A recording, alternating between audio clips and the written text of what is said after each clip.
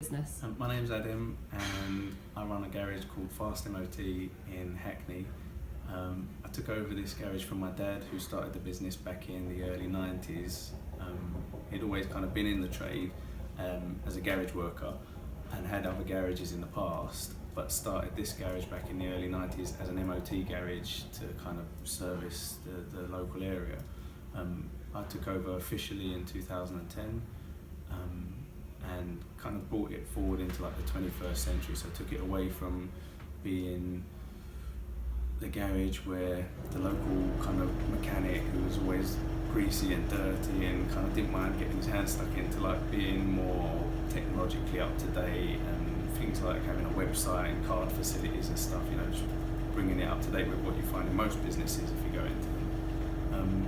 And I think the biggest change from those times to now has been in the way word of mouth still generates business for us. Although it's kind of always been like a constant, word of mouth is the most important thing in business. I think the way in which word of mouth spreads now is different, in that back in the day when it used to be, you know, you tell your aunties, husbands, cousins, sisters, roommates to bring their car in for a service. Now people just on their phones, you just Google it and you just find out if a business is good or not by their 5-star rating on Google reviews, or you know, gone are the days when people used to look you up in the yellow pages, which for those who are a bit younger might not know what that is. It's a huge paperback book, you know. So I suppose putting an ad in the local paper and stuff, those days are all finished. Now kind of everything's done electronically. So if you have a good website, branding, although it's kind of, I'm kind of in two minds about branding. It's important in that it makes it easy for people to find you. And some people, if you speak to them about business, some people will tell you that branding is everything, you know, and advertising is everything. Getting your name and your logo out there is everything. But for me, what I've found, especially in our trade, is that more importantly than the branding and kind of what people see in terms of logo, is what they get when they come here and how that then gets out to other people. So if they come in and they have a good experience and we fix their car and it's the price that they wanted to spend and they're happy when they go out, they're more likely to go and spread that word by either leaving us a review on the website, which, like I say, a lot of people find us that way, or telling their friends and stuff, which, you know, it still drums up a lot of business today. Yeah. And what's good about running your own business? It's got its perks. In regards to like opening up when I feel like it and stuff like that, and you know, being able to take a day off if I don't feel like coming in, that stuff doesn't really exist. That's like a fallacy. Some of my friends, when we get together and, you know, we go out some nights and it's getting late and I'll say, oh, I've got to go because, you know, I've got to be up in the morning. They go, yeah, all right, you run your own business, just have the day off. Who are you going to call in sick to? Yourself, you know, and I get all of that. But in reality, it's probably the opposite, in that where if you work for a company and you go to work that day and then you go home and you go out with your friends, you've left that job and it's kind of gone and it's done and dusted, and the next day is your next day at work.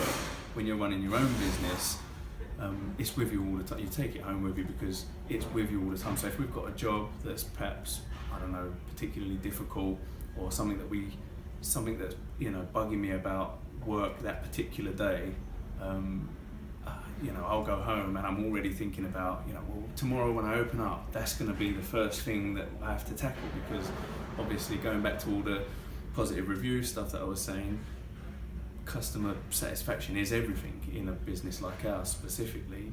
And so kind of not thinking about it and just forgetting it and coming in unprepared the following morning can end up like, disastrous for me. So yeah, the perks, I guess, are the place feels like home. It's like my second home, and you get to have like a more personal relationship with the people that you work with, so staff and also customers as well. So the people that come in, you know, we usually have a good chat and they're more like friends than they are just people that come in.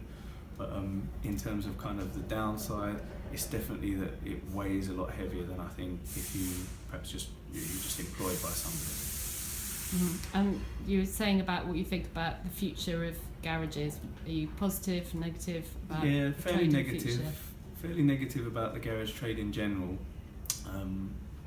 just because of the changes that I've seen personally the last sort of 10 years or so, the main one being that, you know, you probably notice on the road new cars are everywhere, so dealers in general, like main dealers, have lots of people working on marketing. You know, they've got lots of people that kind of sit in offices and come up with ways to sell their product. And so what you'll find is now, whereas probably some of your parents and stuff wouldn't have bought a £27,000 Ford Fiesta 10 years ago, most of them probably own one now, and that's as a result of all these great finance deals and options plans and stuff that the main dealers kind of market really cleverly to make cars affordable for people. So when people have newer cars, they don't need to bring them into a garage to have them repaired as often. That's one reason why.